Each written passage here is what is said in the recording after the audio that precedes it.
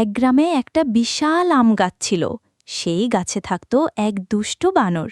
যখনই গ্রামের লোক গাছের নিচে আসত, সে তাদের ওপর কাঁচা আম ছুঁড়ে মারত। একদিন গ্রামের এক বুদ্ধিমান ছেলে গেল গাছের নিচে। তার হাতে একটা মিষ্টির বাক্স ছিল। বানরটা বাক্স দেখে লোভে লাফ দিল, গাছ থেকে নেমে এলো। বাক্স খুলে ভেতরে হাত ঢোকাল, কিন্তু ভেতরে মিষ্টি নয়, ছিল একটা ছোট্ট কলস। বানর হাত ভরে মিষ্টি ধরতে চাইল, কিন্তু কলস থেকে হাত বের হল না। যতই টানতে লাগল, হাত আটকে গেল।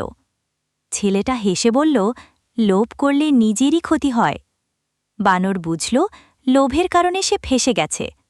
তারপর থেকে আর কাউকে বিরক্ত করত না। এই গল্প থেকে আমরা শিখতে পারি যে লোভী মানুষ বা প্রাণী কখনো শান্তি পায় না।